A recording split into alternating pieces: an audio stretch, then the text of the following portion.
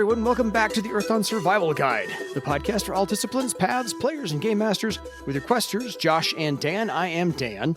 And I am Josh. And on today's podcast, we will be discussing all things quizzical, because we're going to finally get to answer our emails in our mailbag, grab bag, whatever you want to call it. So if you have a question for us, first time, long time, I don't care, please drop us a line at edsgpodcast@gmail.com, and we will get to pick Josh's brain about any number of things. So we mentioned in our wrap-up show that we hadn't been getting a lot of emails, yes. And then that show went out, and we got several. So you answered the call! Yay! I think we should start with Ely. Okay. Yeah. I think, yeah. Yeah, we'll start with Ely. So I know Ely's English is not your first language. So pardon me while I bastardize reading your email to Josh. So my apologies across the board and across the pond. Hi, greeting. 1, I love the world, but not so much the mechanics. What mechanics will you recommend? Something more story-based or less mechanical heavy? I was thinking on Forbidden Lands or Daggerheart. Dan and I were just talking about Daggerheart before we hit record. I don't know much about Daggerheart's mechanics yet, so I'm not going to weigh in on that one. I don't know a lot about it either. I've got the boxed set latter half of last year. I haven't had really much of a chance to dig into it that much. Yeah, I got it for Christmas. Same thing. Been a little busy and sick. What I know about it from reading discussion online and watching some YouTube videos, because not surprisingly, my YouTube algorithm feeds me a lot of gaming content. I like it. I feel like it is a game that I could be very happy playing and or potentially running. Mm-hmm. The idea of Daggerheart, of like an Earthdawn hack of Daggerheart, or building a Daggerheart setting for Earthdawn, would certainly be an interesting idea. Yeah.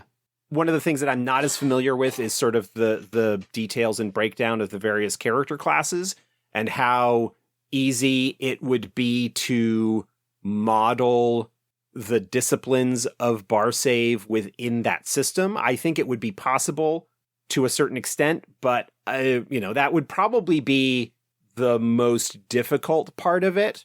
There are aspects of Daggerheart that bring in a lot of the more narrative story game aspects of stuff that I have been enamored of in more recent years, powered by the Apocalypse hacks and Carved from Brindlewood and the other one. Blades in the Dark. Blades in the Dark, thank you. Yeah. Forged in the Dark games. Yeah. I think that Daggerheart, at least from my first impressions, strikes a really interesting balance between a lot of those narrative philosophies in terms of a more play to find out, a more create situations, not story, but balances that with a bit more mechanical robustness than you might typically see in, like, say, Monster of the Week or something like that. Yeah. It feels like there's a little bit more flexibility in some regards in Daggerheart in terms of it is set up to run fantasy adventure. Yeah. In sort of that D&D style, that genre, without being quite so narratively locked down like you have in Monster of the Week, say, where it is really a game about playing those Supernatural / Buffy the Vampire Slayer / X-Files, like that type of game where the playbooks have kind of built-in narrative arcs already in them. So yeah, Daggerheart is something that I think could probably handle Earthdawn, at least from what I know about it. Mm-hmm. If what is really interesting to you is the setting, as you say in your email. Yeah. I know that there's a fan-made powered by the Apocalypse hack of Earthdawn that's out there. I have not really looked at it that closely, so I don't know how good it actually might be. I think it's based on Dungeon World, which has its own issues. But yeah, I think... Oh, yeah, actually, Dan just flashed for me Earthdawn, The Age of Legend, which is a freeform universal version of the game Yep. which is another one that is quite a bit more lighter on the rules end compared to any edition of Earthdawn. So I think that there are certainly some options. It's just a matter of how much work you might want to do in terms of getting your preferred system of choice and how true you want to make it to Earthdawn. I think that's one of the problems that I often run into with fan-made hacks of other systems is they try too hard to bring a lot of the concepts from Earthdawn over and try to get them mechanically into that game, and I don't think that's necessarily required. I agree. I love the Cypher system from Monty Cook Games. And they've got just a generic Cypher system book, and then they have the fantasy setting of that book called the White Books. For Godforsaken is the name of that one. And in my head, in the background, I've been working on a conversion for how would I make Earthdawn port over into the Cypher system, and I'm not done with it. It's in the fledgling stage, if it's possible at all. And I think what I've settled on recently is just the dual rewards of hand out the legend points like you normally would, because all of your items and your deeds and your magical stuff is going to need those legend points. And that's kind of where I've landed on that at the moment. But, I haven't looked at anything completely like a conversion, so don't take my word for it. I know there was also Savage Worlds version of Earthdawn that was put out under Red Brick. Yeah. The electronic version of which is still available out there. I've heard mixed things about it, both it and the Pathfinder versions of the game. From my point of view, were not super well received by Earthdawn fans because they would just rather play Earthdawn, the actual mechanics, and people who were fans of Pathfinder and or Savage Worlds felt that there was too much that was being brought in from Earthdawn and making the systems not work quite as well. One other system, maybe to kind of wrap up here, that I think would be really interesting to try and do an Earthdawn hack of, an Earthdawn version of, would be Cortex. Yes. Which had a whole bunch of various games for it. They had the official licenses for Smallville, Firefly, Leverage, Firefly, and Serenity. They had a Marvel, Marvel Heroic, I think was the name of it that they had. Correct. Marvel Heroic Role-Playing. Yep. The current one that's out now is Tales of Xadia, which is based on the Netflix Dragon Prince animated show. Yeah. There's also, if you can find a copy of it, the Cortex guide, which is sort of like the base Cypher book, it's like kind of a generic thing that's got, it's not for a particular setting or anything. Yeah, it's a generic setting. It's a generic system of rules to make your thing work. If you don't already have it, it would probably be difficult to find, but Genesys, there was a version of the Star Wars Edge of Empire and those, which had like custom dice, but there was a Genesys like generic system handbook that it would potentially be possible to do an Earthdawn hack with that. All of those would be lighter than, again, any FASA released edition of Earthdawn, whether first or fourth or whatever. Yeah. So, I think there are lots of potentially interesting options that you could explore, especially if you are willing to figure out what it is that you really like about the setting and the game and want to make sure that those pieces are ported over to whatever system and the particular quirks and vagaries of the system, might have. Yeah. But if you want to start with one that's already written for Earthdawn, go look up Earthdawn Age of Legend. And that's the fudge dice system. Not a bad place to start. It's not fudge, it's freeform universal. Sorry. I always get those screwed up. Yeah. I mean, it's understandable. It is. Because they both start with FU, so I'm always off on that one. But yeah, it's the freeform universal. Again, I think like it was always just a print on demand, so there's an electronic version out there. But yeah, take a look at that. I think it's still available on Drive-Thru RPG. I've not looked in a while because I got my copy. But whatever. Question 2, because that took us a while. Question 2. I have a friend that doesn't like horror marks as a general concept.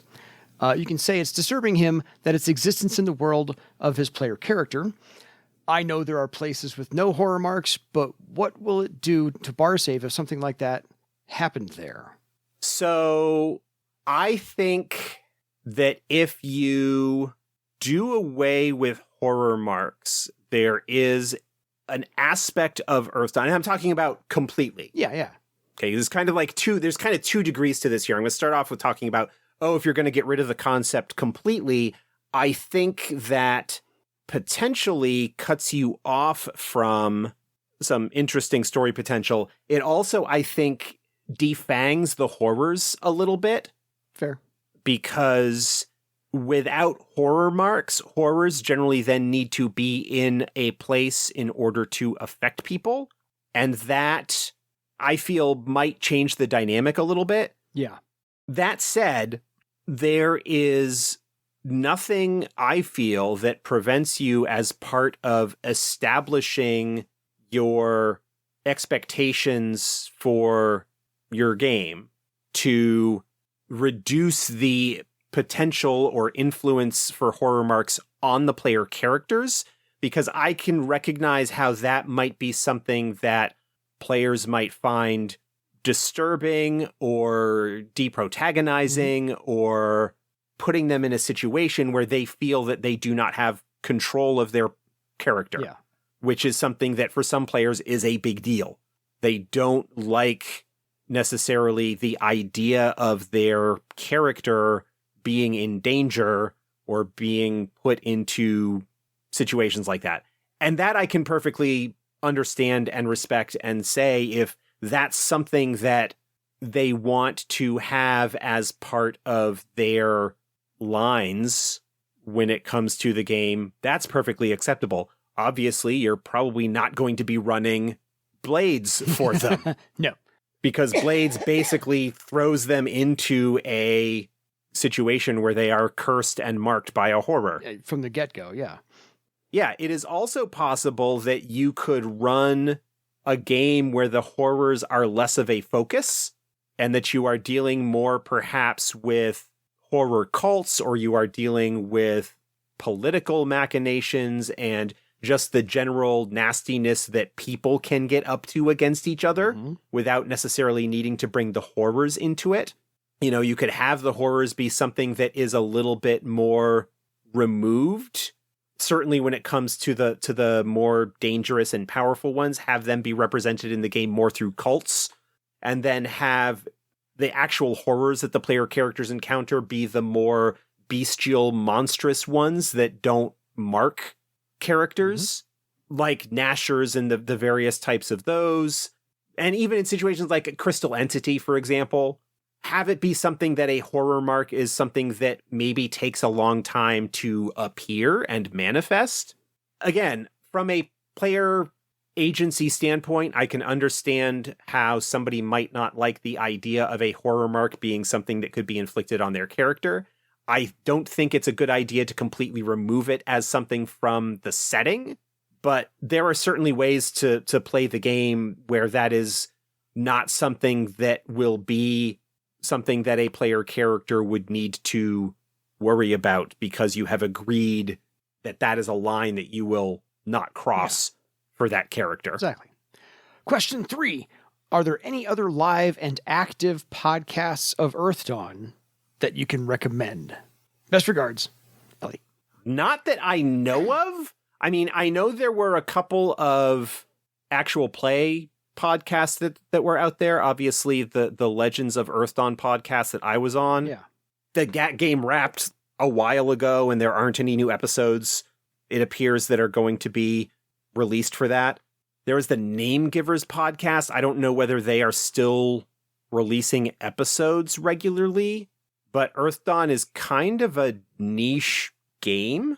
And so far as I know, at least right now, we're the only podcast that is regularly talking about and still regularly releasing episodes. Still going. Fair enough. It doesn't mean that there aren't others out there, just that I'm not aware of them. them. I'm not either. I haven't looked for any because I'm busy producing this one. So there we are. This one's from Maggie. Hello, Dan and Josh. My name is Maggie. I am a huge Earthdawn fan. I started with first edition when I was a kid in 2009, and it was my first tabletop RPG ever.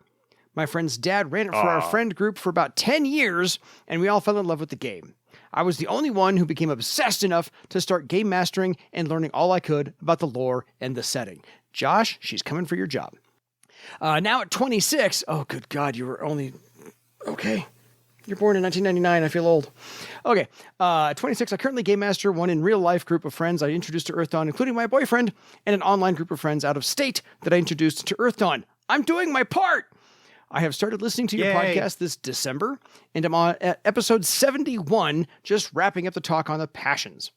My question revolves around mad passions and their depictions and temples. I ran the Ardanian's Revenge adventure for my group, and in it, I read this passage. The Temple of Greed, named for the ruined Temple of Rashomon, once the proud centerpiece of the Care, now closed and in ruins, slowly dissolved into oblivion. The madness that befell the passion Rashomon during the Scourge went by unnoticed by the population. No one witnessed how it changed to become Ragok, passion of vengeance, bitterness, and jealousy. Only the remaining handful of followers felt a growing urge for revenge. And it got me thinking, would temples to the mad passions before the Scourge be altered or warped to reflect the changes of them falling to madness? For example, having a statue that used to have the representation of Rashomon, pre-Scourge, be warped to resemble his goat-headed evolution. Kinda extrapolating on this passage from Ardanian's Revenge, if the temple wasn't destroyed, could the residents physically see the changes take place with Rashomon, or is this implying more of a metaphysical? I have had, in some of the adventures that I've run, where representations of the mad passions are there from before, especially like if you're going into a care that has shrines or temples to the passions. Mm-hmm. When they first built the care, they would not have been mad, and so therefore they potentially would have had shrines or whatever to Rashomon and Vestrial and Arendis. Yeah. But I frequently will have something to indicate that they have been affected, or that the residents of the care were aware that they were affected. Like I had one care where they had this room in the care that had niches all around the perimeter of the room where like statues to the passions were with little shrines in front of them, and all of them were represented, but that the shrines to the mad passions had been covered over with a heavy black cloth to kind of mask them, or that there seemed to be something off about the statues, the degree to which I, would say leave up to you. There certainly was some indication in some places that something had gone wrong with some of the passions. There was the incident in Thrall early in the Scourge, the Ragok incident or something like that is what it was called.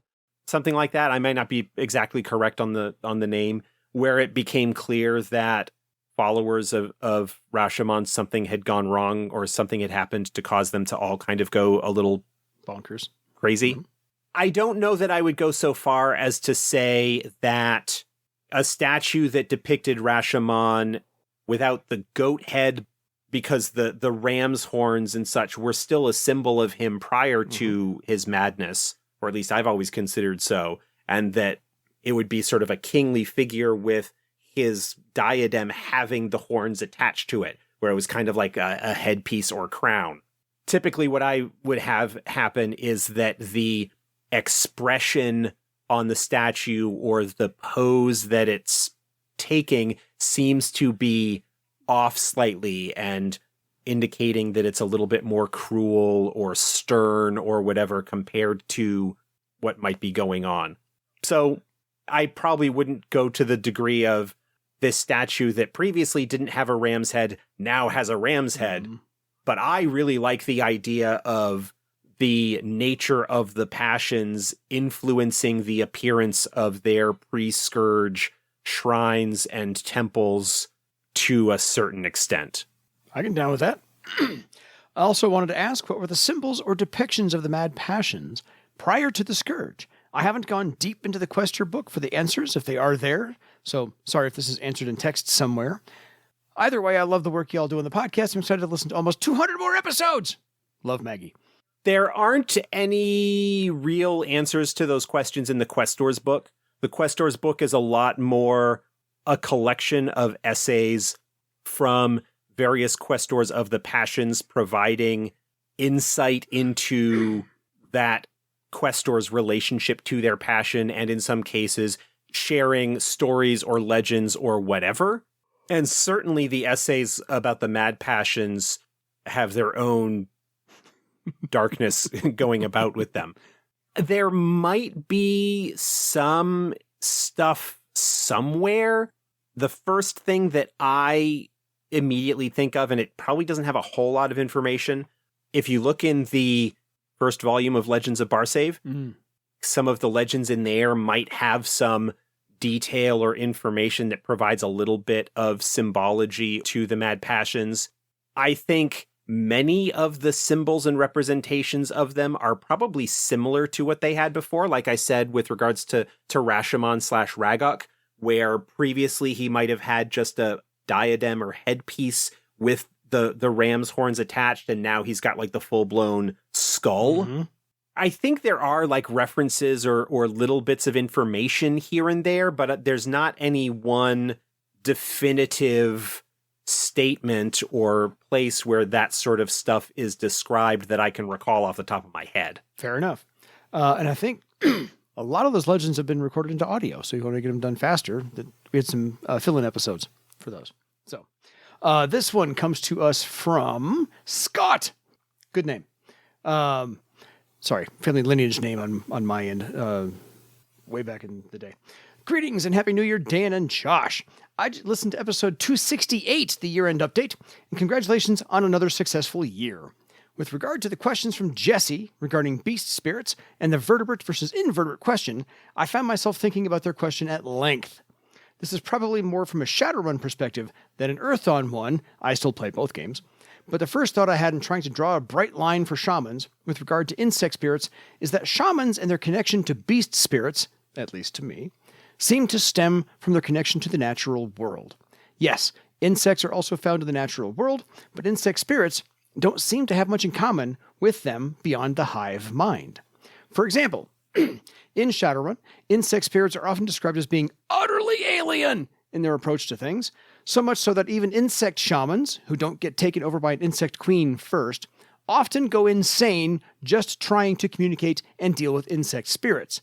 So to summarize, I would think that the more alien and intelligence of a beast spirit is from that of the natural world, the more difficult it may be for a shaman to communicate with that spirit, and probably the more uncomfortable a shaman may be to do so.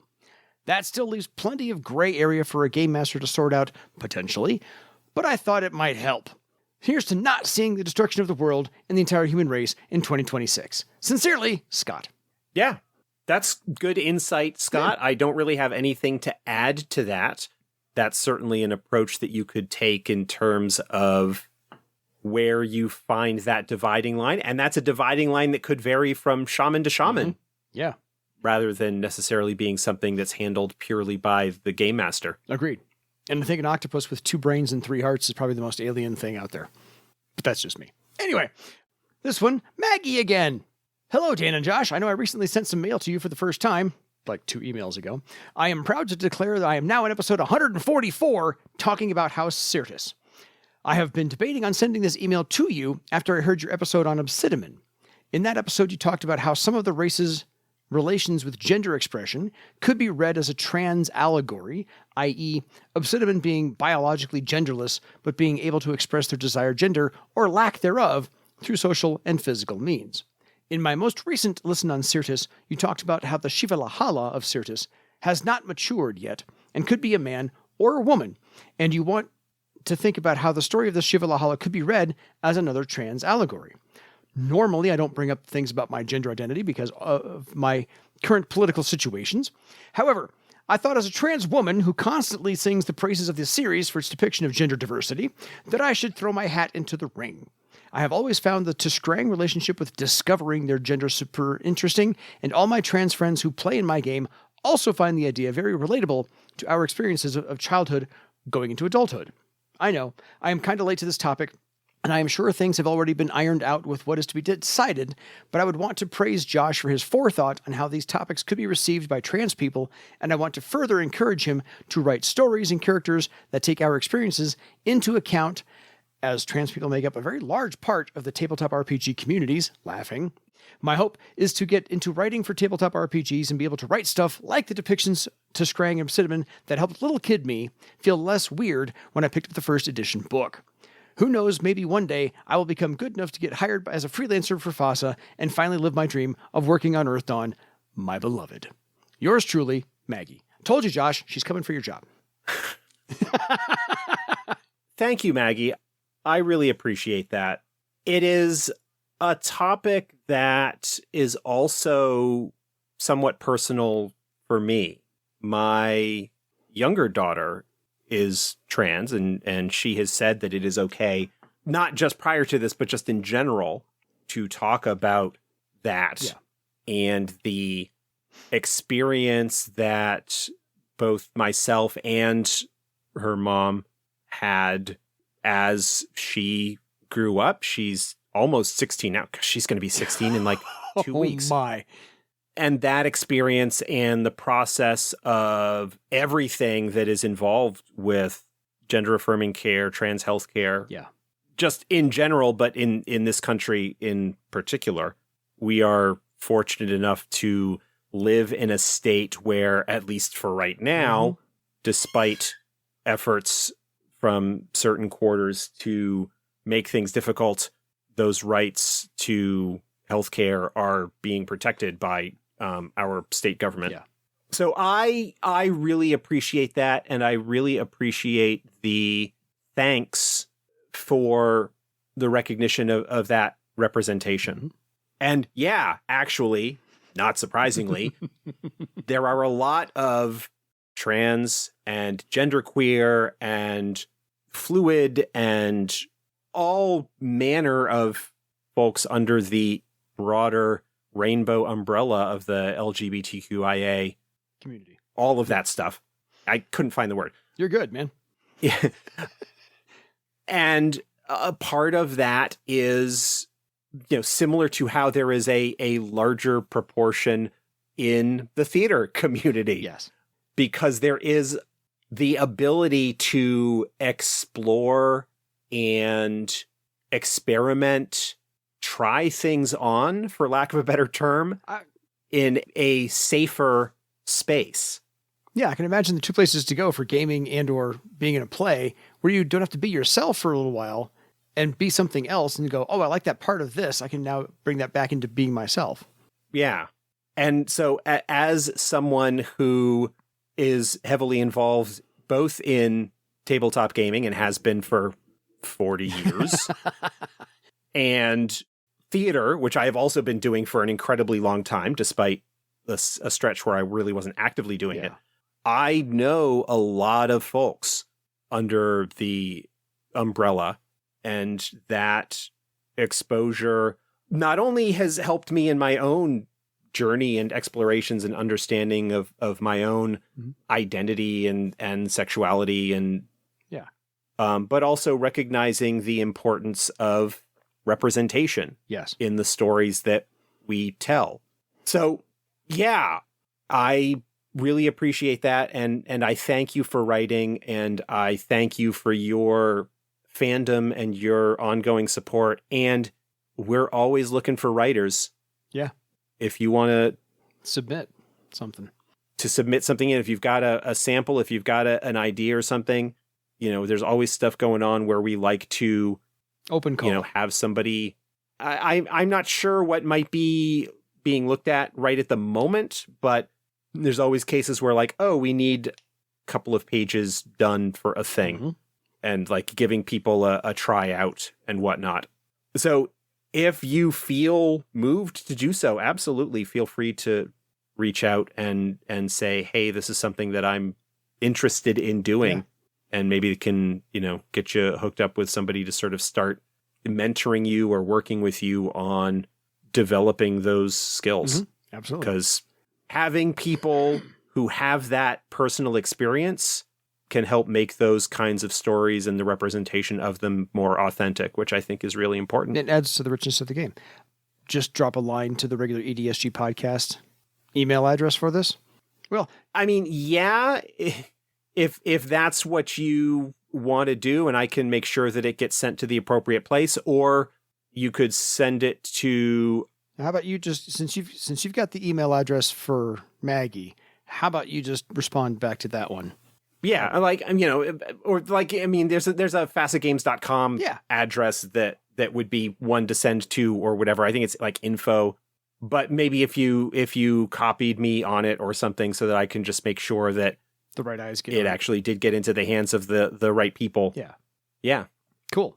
All right, last email. This one's a biggie because we got it from Simon. Hi, Dan and Josh. I was recently listening to your latest episode 267, 268, pre and post New Year. In episode 267, you mentioned that your influx of emails had been declining. And in episode 268, I found out that I'm one of your most avid listeners.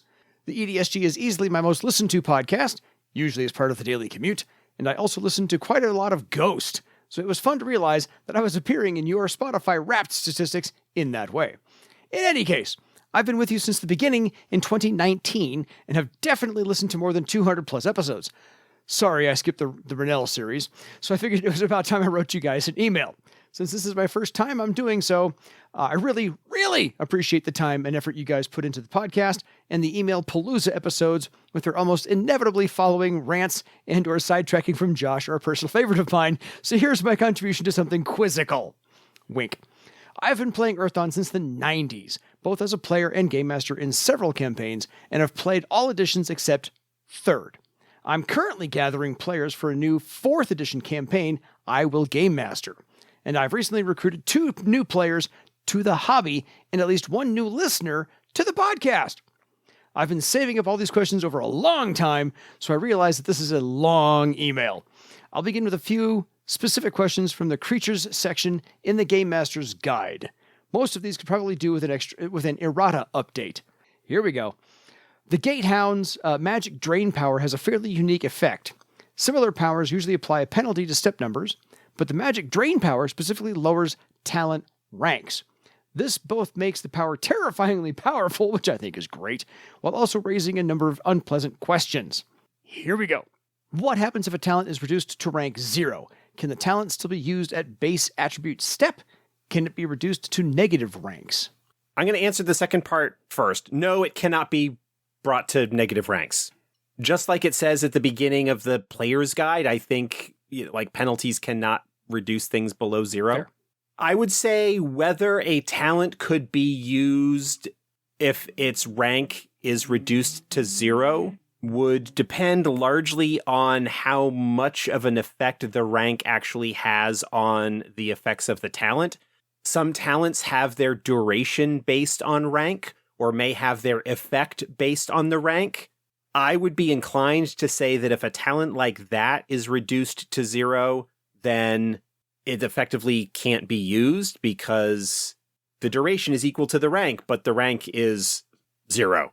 Yeah. And so therefore it doesn't last. But something like melee weapons, for example, where the rank only comes into play in terms of determining the step, yeah, absolutely. I mean, that's a skill that defaults anyway. I was going to say, so you could roll straight dex. I would, if you did have the rank reduced to 0 and you were allowing them to make the roll just on the straight attribute, I would still allow karma to be spent on it. Probably. I don't have the write up for the Gatehound in front of me, but if its magic drain is really just affecting page 28 the talent ranks, then I don't see any reason to disallow karma to be spent on Fair. it. Page 287, in case you wanted to pull up the Gatehound. Second question. What about active rank-dependent ongoing effects, such as book memory? Probably do in that situation. I would probably limit access to books that they have through book memory, but that when the duration of the magic drain effect goes away, that access would be restored. The fact that you had your book memory reduced from, say, rank 5 to rank 2 would not mean that you would have to decide 3 books that are just now gone and you would have to rememorize them. Yeah. That feels a little bit too punitive, looking at the effect of the magic drain. The duration of the magic drain is only until the end of the next round. Mm-hmm. It is not a longer term effect. So, something like that, if it became important, maybe randomly determined, maybe some other way. But if you want to access something that's in your book memory, you can only access X number of books. Yeah, or the most recent number of books. However you decide that, whether it's randomly, maybe it's you're limited to 2. Mm-hmm.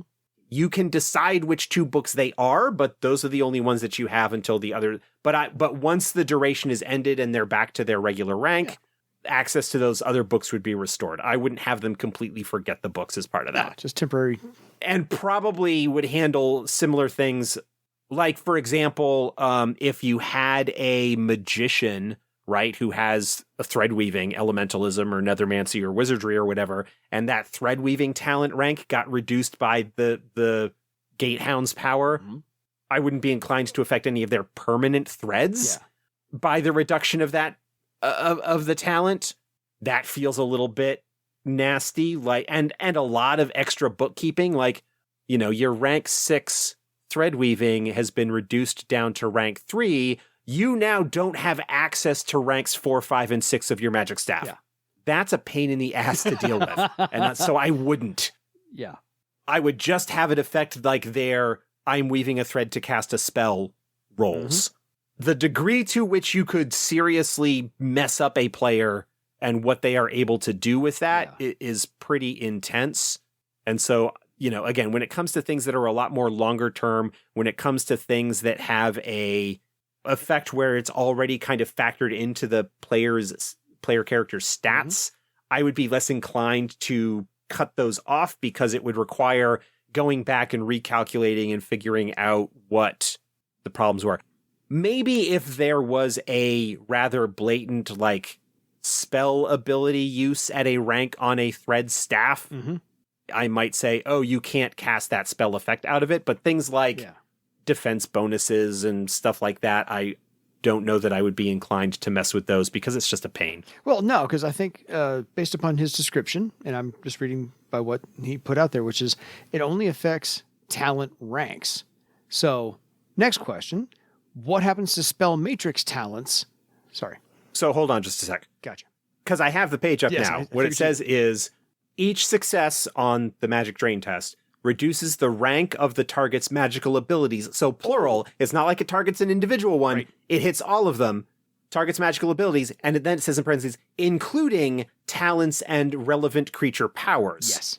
Arguably, it could affect other things. Well, yeah, since everything the character has, as you said many, many years ago, you have 15 flavors of Jedi using magic to boost everything. So yes, to your point, absolutely, it'll affect. But yeah, again, messing with defense bonuses and health ratings and consciousness rating, pain in the ass. That's just get that out of the way. I wouldn't touch those either because holy crap, that's a lot of math to do on the fly in the middle of combat. Screw that noise. If I had a electronic character sheet that showed where all the relevant bonuses and stuff were coming from, that might be a little bit of a different situation, but on a handwritten character sheet, you might not have all of those numbers easy to hand, and I just probably wouldn't worry about it. The steps chart is great, but still a pain in the rear to use as far as knocking it down one step at a time or blah, blah, blah. Yeah, know that. So next question. What happens to spell matrix talents if they're containing a spell that is suddenly higher circle than their rank? I might be inclined to handle that similarly to how I talked about the book memory. Mm-hmm. Maybe for that round, they don't have access to spells that are higher than circle whatever after those modifications are made. Yeah. Honestly, gatehounds are nasty. Yeah, like, they're pretty... they are not something that should be trifled with. Yeah. I think certainly against novice tier characters or low journeyman characters, they're probably really difficult. Because their magic drain goes against the mystic defense, I think when you get into higher circles, or you have abilities or spells or whatever that can boost the mystic defense, you are a lot less likely to be penalized by them so much. But against low circle adepts, they're going to be a big problem. Fair. What happens if you have woven a number of permanent threads and your thread weaving rank is now reduced below that number? I would not have you lose the threads. Like I was saying, I probably wouldn't even say, oh, these items, oh, your thread weaving is now a 4 instead of a 6. You need to decide 2 of your thread items that you can't use right. That's a little too nitpicky. I mean, again, it's kind of a pain. It also feels like overly punitive. Like they're already getting penalized generally in terms of the tests of what they can do if they're actively trying to deal with the thing, taking away access to their toys. I am a well-known softie, but if you want to be your thread weaving rank is now effectively a 4, you're going to need to decide which 2 of your thread items you don't have access to, and you don't have access to anything higher than rank 4 on any of the items that you still have access to. Like, again, that's a lot of bookkeeping, a lot of fiddly stuff that I just personally would never want to deal with. Yeah. I mean, I could certainly see the argument for that happening. It makes the creature even nastier and more frightening to deal with in a particular sense. Yeah. So this is a longer setup on this next question because I already know the answer, part of the answer to this one. Is durability still a talent? The answer you and I are both going to say is no. Technically, it is not a talent. Technically, it is a feature of the discipline. If this is leading into the question of does the Gates Hound ability penalize the durability that adepts get, thereby reducing their death and unconsciousness ratings, that's something where I am inclined to say that's just a pain in the ass to deal with from a gameplay in the moment standpoint, where the character's death and unconscious ratings are going to potentially be changing from round to round as they are affected by the Gatehound's ability. Yeah. I have a headache just thinking about that. Because the follow-up to this is leading to another question. So it used to be in older editions, but while it's not specifically called out as a talent in 4th edition Player's Guide anymore, you can still weave group pattern threads to it similar to other talents. Animal companion durability is a talent. You get where I'm going with this. So if durability is a absolutely. talent, how is it affected by the magic drain power? We're thinking it's not because it's just too much of a pain in the ass. Can you die from the magic power drain if your death rating is suddenly lowered beneath your current damage? I mean, in theory, yes, but again, that's something where big ol' softy Game Master Josh would probably not have that be something that actually happens. I agree. They're already suffering too much as it is. Let the death rating stay where it started off. Even if you think in response to this question that durability shouldn't be a talent, a similar question could be raised for beloved animal companions boosted by the talent Animal Companion Durability. I am even less inclined to do that for animal companions because I remember how upset my late wife would get if I did things that threatened her beloved animal companions. Yes, so let's just pass on that whole thing right there. I'm sure there are other similar cases I haven't even thought of. Magic Drain is a fantastic power, but it could probably use a few clarifying words in the errata he's mentioning. Anyway. Yeah. Hold on. Just give me 1 sec. Cool. I'm going back to the Creatures of Barsay from 1st edition to see if there's anything that's sort of different with the write-up for it in there. Can't hurt, because he has other... It's basically the same. Word for word, almost. Oh, wow. The Gatehound drains magical energy from each affected victim, the amount depending on the success level of the spellcasting test, obviously because they had the 1st edition average, good, blah, blah, blah. Extraordinary. For each success level, the Gatehound reduces the step number of all of the victim's magical abilities, including talents, by 1. This draining effect lasts for 2 combat rounds. It's basically the same thing. Yeah, fair. The thing is, the phrasing there is actually saying that it is reducing the step number of all of the magical abilities. So it isn't actually something that's affecting the rank of the talents. Fair. So I would be inclined to say that perhaps the best clarification for the Gatehound power in 4th edition is to actually have it still reducing the step number, and so therefore it's not affecting the potential ability of book memory to store memories, or for durability if you treat it as a talent to add to your death rating, or for permanent threads to go away by reducing the rank of your thread weaving. It actually should just be reducing the step, and maybe it can't reduce the step any more than the rank in the talent, because then you couldn't go below your natural attribute value. Actually, I think probably the easiest way to solve that is to say, it's not actually reducing the rank, because that introduces all sorts of headache problems in terms of knock-on effects and complexity of handling bookkeeping. It's actually just effectively reducing the step number that you roll when you are using the talent. Fair enough.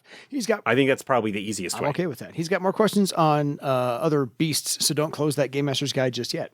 Page 267. What is the range of the chakta bird's mental assault power? Is it 25 yards as suggested by the pre-stats flavor text? Probably. Hold on. 67, you said 267? Yes.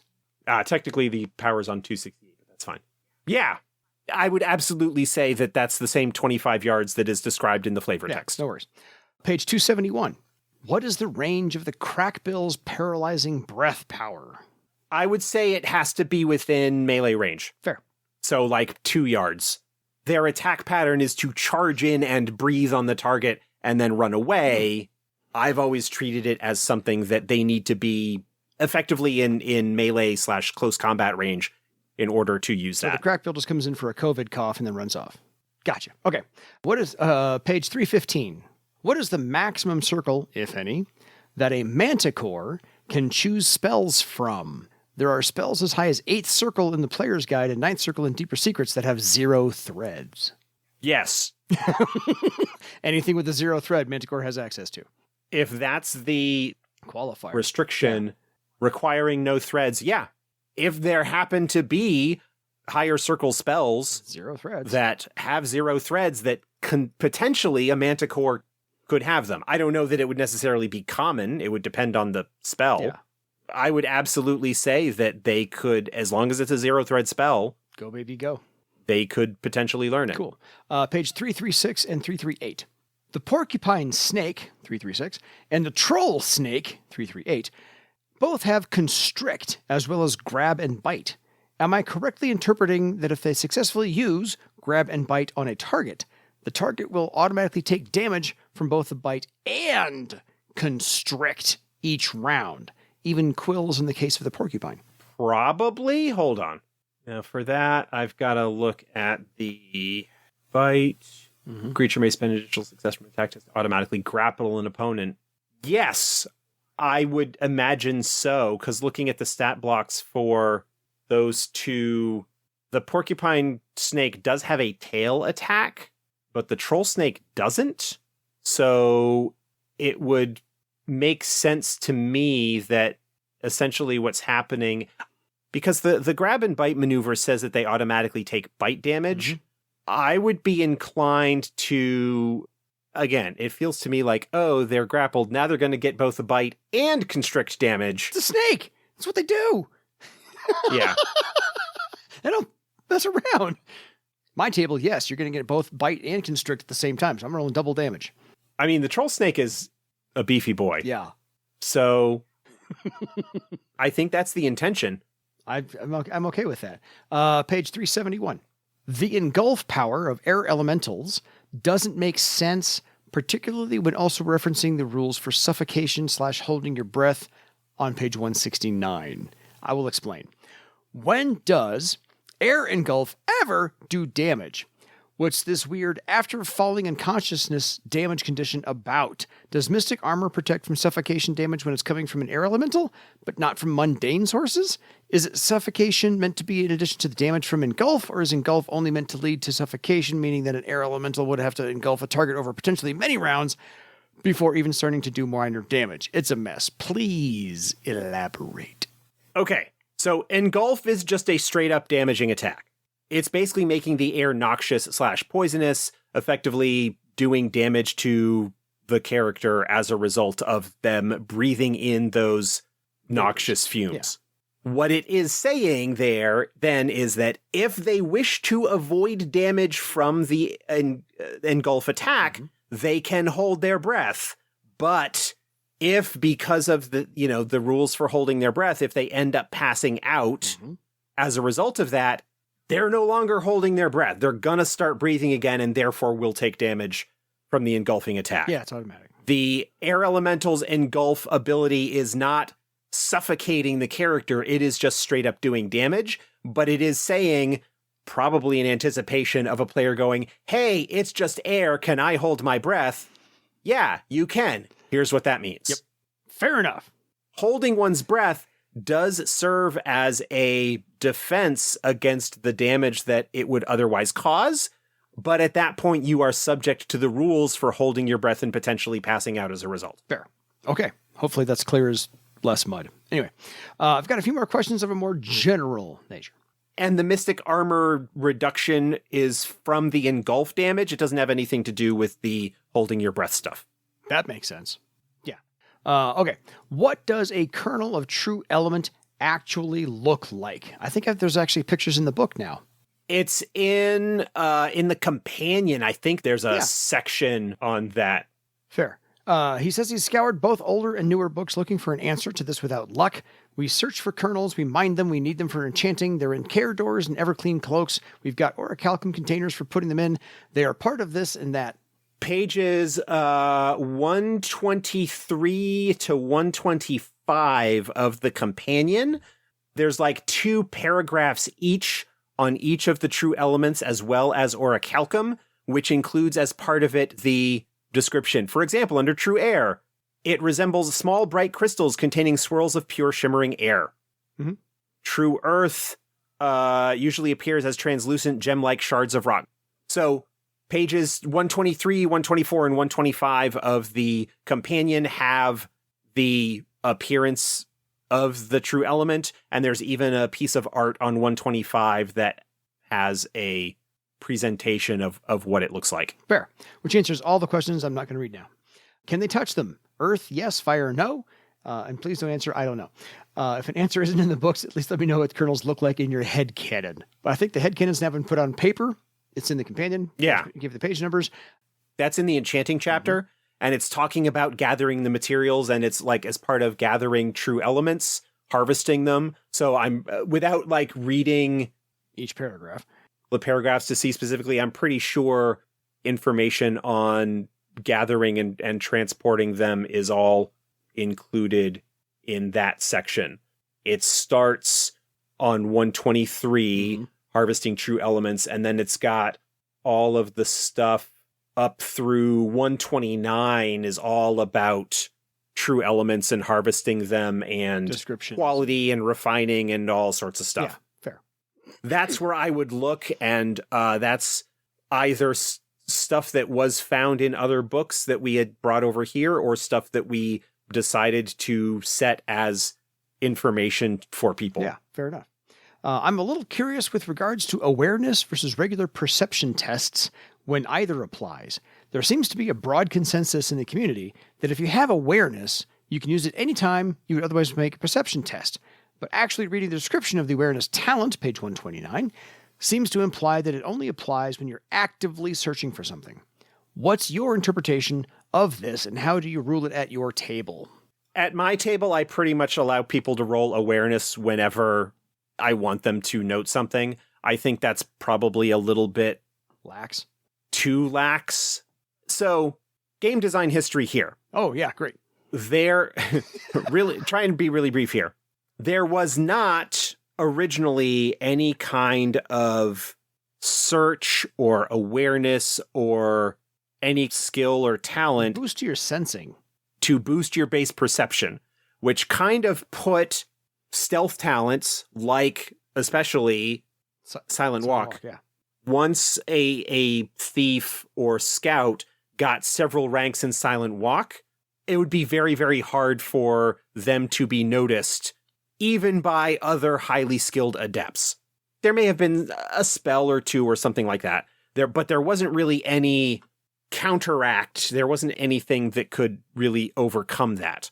Obviously, the original version of Silent Walk was just sound. It didn't have any kind of visual capability, so if you actually turned around and saw them, you would see them. Yeah.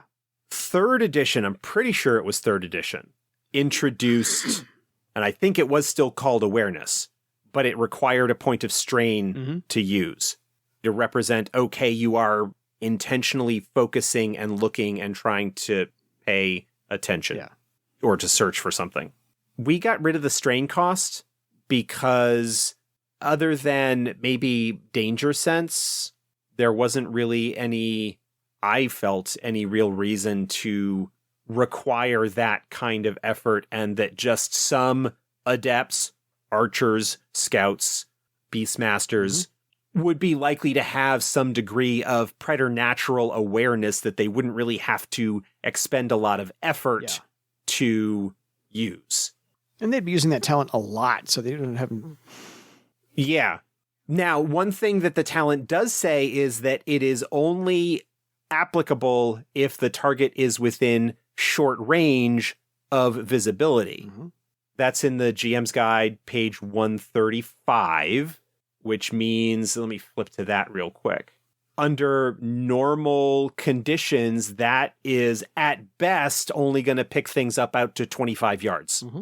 Short range in daylight is 25 yards. In a light rain, it's reduced to 15. In heavy fog, it's reduced to 2.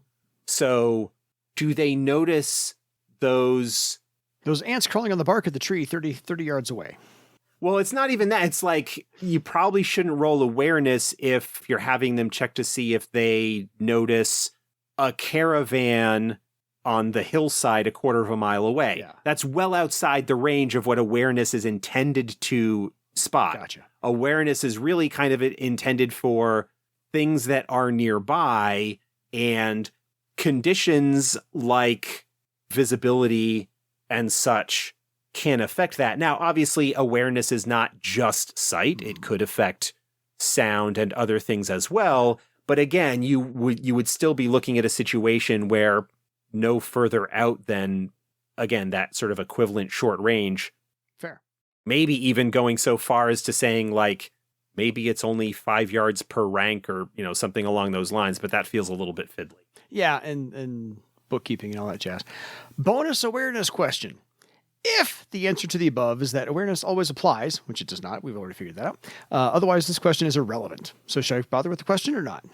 Yeah, go ahead with the question. Cool. Obviously, players with the awareness talent can spend karma on tests when they're looking for something and the game master tells them, okay, make an awareness test. But how do you handle this when the game master is rolling for passive checks? For instance, awareness tests to check if the character notices something that the players don't know to be looking for. If the character is using a talent on which he could spend karma, but he doesn't know it, and obviously the game master asking, I'm making a secret awareness test for you, do you want to spend karma, gives the players meta knowledge that there's something to notice. Inexperienced or even adversarial game masters could end up draining the player character's karma pool by teasing a lot of passive awareness tests to notice that stuff may or may not actually be that interesting. I don't make secret awareness tests for player characters in my games. If I think that an awareness test is called for, I will just ask them to make the test. Fair. And if they choose to spend karma on it, they may do so. That is up to them. Yeah. If it is a situation where I want to try and limit the meta knowledge of a situation, I would simply use the character's awareness step and compare that to the difficulty number to see if they would be likely to notice it or not. Yeah, fair. I understand where that question is coming from, but my style of play, I don't tend to make secret tests for my players. I don't either. If an awareness test is called for, I will ask them to make an awareness test. And I will occasionally ask them to make an awareness test and go, oh, that's interesting, and just, move on. Anymore, I've done gradations of awareness. So it's if they get, one success for the number I'm looking for, then they know generally, hey, it's dark in here. Or they get 2 successes. You notice this one thing in the corner, even though it's kind of dark in here. If they get 3 successes, okay, you notice the thing I wanted you to spot. That's it. And that's I always give them the generalized statement of, okay, if nobody made it, it's dark in here. Or, you're only looking at the person whose back you can see right in front of you because you're walking single file. Whatever the case may be, I make up something to explain why I had them roll the test and that they were oblivious, or the one sharp-eyed, eagle-eyed character noticed, the magic item sitting in the corner behind the broom, whatever. So without a more specific situation, I can't say exactly how I would handle it. Yeah. But generally for me, I don't make secret perception or awareness tests for my player characters. If I want them to make a perception test, I ask them to make a perception test, and they can then decide at that point if they want to spend a point of karma or not. I also don't tend to ask them to make those tests if there's not anything interesting. Yeah. Again, going by the philosophy that I have, which is if there's not any real interesting consequence for failure, I don't ask them to make a test. Fair. Yeah. And I have enough dice rolling to do on my end that, if it's their turn to roll dice for their perception test, let them roll their own dice. So he does finish up with, I've got a few more questions I might ask you, but I think I'll save those for another email since this has probably gone on long enough. On a final note. We're at... On a final note, please, Josh, grant me this wish. Once, just once. After Dan says, I am Dan, please humor me and follow up with, I am Groot. It's a reference I can't let go of, and all my mind can think of every time I listen to a new episode. Thank you for taking this time to answer this. Please continue making the awesome podcast as long as possible for your legend. Kind regards, Simon from Denmark. Thank you, Simon. I appreciate the email. I appreciate you reining in your questions, but feel free to send in more. Always happy to pick Josh's brain. Yeah, to do what I can to at least provide insight onto how I would handle things. And if anybody out there has their own take and insight, especially on those awareness questions, like how they might handle things differently, feel free to write in and share those insights and thoughts. I think things are better when we have a variety of perspectives, even if we don't necessarily agree with them. Seeing how other people handle a situation may be helpful for us at some point in the future. Exactly. I also appreciate the design history you give, which is here's where we came up with it and why we came up with it and how it differs from first edition or second or third or whatever, just to go, this one had a drain for a strain cost. We got rid of it on purpose because these characters would use it a heck of a lot. So I appreciate the development aspect that you can bring to bear more than any other contributor to the podcast. So to kind of get back to that real quickly, like I know we said that awareness is only good within 25 feet, like on a good day, on in ideal circumstances. If I'm having a situation where the Beastmaster's like, oh, I want to see if I can find any tracks so that we can start tracking them, I'm going to assume that the character is going to be moving around the area to find the tracks. Like they're not just going to stand in one place and look around. So obviously in the areas that they would conceivably be moving around and looking at, would they be able to find or notice these tracks? So, again, a lot of it depends on what is being looked for, what the narrative positioning is. By that, I mean, what have they described? What are they aware of? What are they looking for? That kind of thing. Yeah. And I always try to remember the sense of smell is typically a little bit further out. Because most games rely on ears, on your sight and your hearing. I try to remember sense of smell because, man, food carried on the breeze, that goes a lot longer than 25 yards sometimes. So if it's olfactory, maybe double the range. I don't know. My only 2 cents. There's a lot of factors that can come into play there. But the idea is that awareness is for noticing stuff that is close by, not for spotting the patrol that's on the next ridge. You may be able to see them, but your awareness is not going to do you any good in terms of making out details and stuff like that. They're just not close enough. Fair enough. So until next time, folks, I am Groot for your legend. He asked me to say it, Dan. Good night, everybody.